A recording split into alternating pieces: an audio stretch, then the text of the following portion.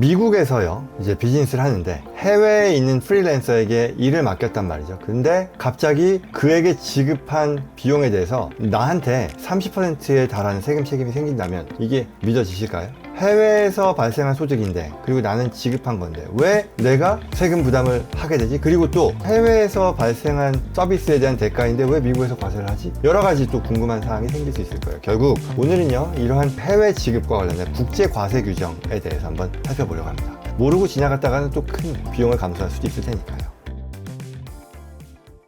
오늘은 미국 사업체가요 이 해외 개인이나 아니면 기업에 돈을 지급할 때 발생할 수 있는 세법상 의무 그리고 위험 요소를 한번 정리해 보려고 합니다. 특히요 이 해외에서 이루어진 거래라고 해서 전혀 미국에서의 어떤 세금 문제가 없을 거다라고 생각하는 경우가 있는데요, 막상 이게 또 미국 내에서 소득이 발생한 것이라고 판단이 되면요 원천 징수뿐만 아니라 또 실제로 세금을 신고해야 되는 그런 의무도 생길 수 있거든요. 그래서 이게 미국의 원천 소득이냐 해외 원천 소득이냐 라는 것부터 또 해외에 실제로 이러한 금액을 지급할 때 원천징수의 규정이 적용되느냐 아니냐 라는 것과 같은 어떤 기본적인 근본적인 또 기초적이지만 기초적이지 않은 그런 내용들을 한번 살펴보겠습니다. 들어가기 전에요 이 채널은 미국 법, 미국 세법 그리고 파이낸셜 플래닝에 대한 전문적인 정보를 쉽게 이해하실 수 있도록 제공하고 있습니다. 이 영상뿐만 아니라 더 많은 유익한 컨텐츠 앞으로도 계속 올리니까요 꼭 놓치지 않으시기 바라고요. 그러기 위해 아직 누르지 않으셨다면 지금 바로 구독과 좋아요 꼭 부탁드립니다.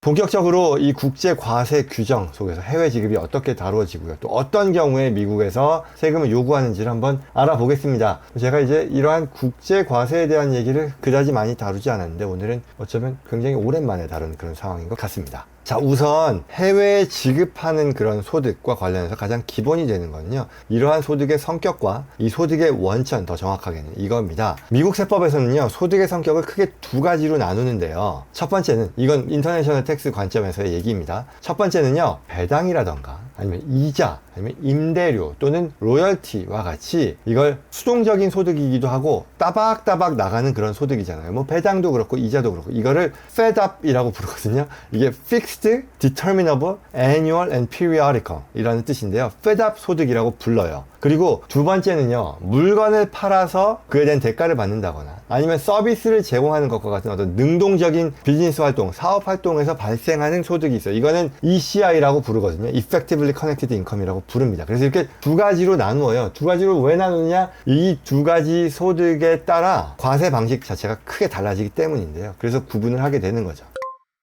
그래서 하나하나 보자면요 특히 주의해야 될 부분이 이게 이 FEDUP 수동적인 소득일 텐데요, 이 FEDUP 소득의 경우는 미국 세법에서 해당 소득의 원천이 미국이다 라고 인정이 되면 이 소득은 지급해 줄 때, 외국의 수혜자에게 지급해 줄 때 30%의 원천 징수를 해야 되는 그런 원칙이 있습니다.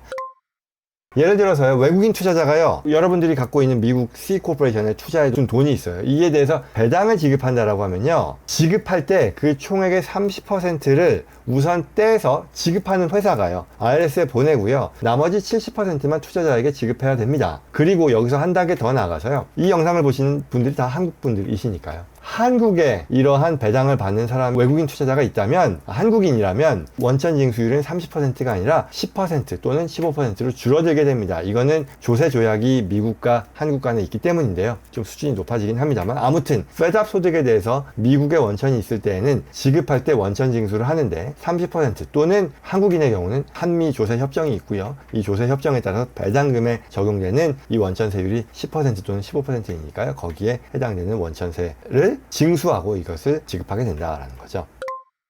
그러면 이렇게 이 한국인의 경우 낮아지는 경우가 있겠죠. 조세 협정이 있기 때문에 한국뿐만 아니라 뭐 캐나다, 영국, 독일, 뭐 일본 여러 나라들이 있습니다. 그래서 이게 조세 협정상에 더 유리한 세율인 거잖아요. 그래서 이걸 누리기 위해서는 지급하기 전에 지급해주는 미국 회사가 이 지급을 받는 외국 수혜자, 이 경우는 뭐 한국인이라고 했을 때 그러한 한국인으로부터 W8 ban이라고 하는 이 서류를 받습니다. 법인이냐 개인이냐에 따라 W8 ban 또는 W8 ban 2와 같은 양식을 통해서 제출을 하게 되는데요, 수취인이 해당 국가의 조세 조약의 혜택을 합법적으로 적용받을 수 있다는 것을 보여주는 거예요. 그러니까 내가 지급하는 데 있어서 그 수취인으로부터 나는 한국 국민으로서 이러한 조세 협정의 혜택을 누린 사람이야 라는 그런 선언물을 내가 받아둔다라는 얘기겠죠. 그래서 W8 벤은요, 개인이 수취인인 경우에 받는 것이고요. W8 벤 2는 법인인 경우에 받게 되는 서류입니다.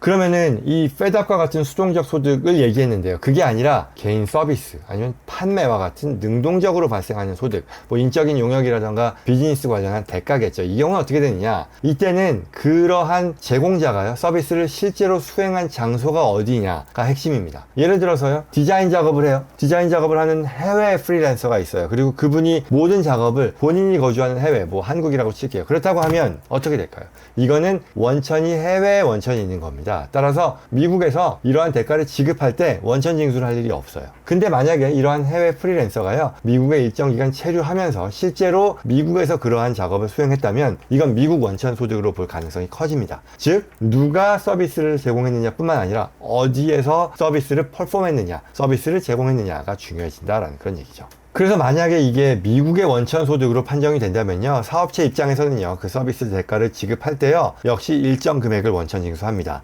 해외 프리랜서 입장에서도요, 이때 세금을 어떻게 공제받고 어떻게 환급받을지 고민해야 되는데요, 종종 서비스 다 끝났으니까 당연히 100% 제가 가져가야죠 라고 하는 그런 해외 파트너가 있을 수도 있는데요, 그거 아니라는 거죠. 만약에 이게 미국 내 활동으로부터 나온 소득이라면 원천 징수 반드시 이걸 생각을 해야 되는 거고요. 그렇지 않을 경우에는 IRS가 이걸 지급하는 사업체에게 나중에 그 책임을 묻는 경우가 있으니까요, 주의해야 된다라는 거죠.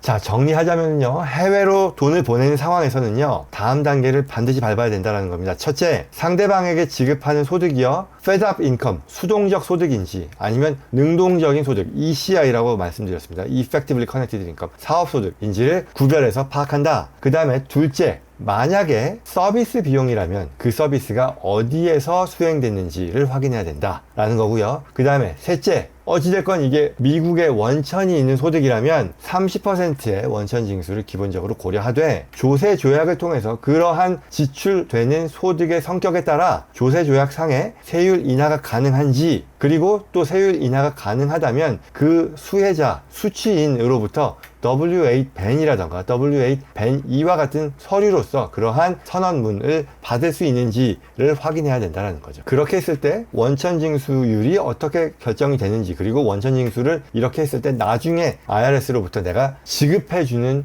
회사의 입장에서 나중에 불이익을 받지 않을 수 있다라는 그런 얘기였습니다. 물론 지금 말씀드린 내용이요, 뭐 최대한 간결하게 말씀드렸지만 이걸 사업체 스스로 100% 처리하는 건 아니겠죠. 뭐 해외 파트너라던가 아니면 고객, 또 투자자와의 관계도 있고요. 또 각 국가마다 또 조세 조약이 다를 수도 있는 거고요. 또 개인이냐 법인이냐에 따라 또 양식도 다르니까요. 결국은 이런 것들 크로스 보더죠. 국제세법 경험이 충분히 있는 이런 텍스 어드바이저와 함께 진행하시는 게 반드시 필요합니다. 뭐 당연히 저희 회사에서도요, 이 크로스 보더 거래에 있어서 반드시 지켜야 되는 어떤 컴플라이언스, 그리고 우리가 누릴 수 있는 세제상의 혜택, 조세 협정상의 낮은 세율을 적용하는 것 당연히 유리한 거잖아요. 그런 면에서 조언을 드릴 수 있으니까요. 꼭 궁금한 점 있으면요, 편하게 문의 주시면 되겠습니다.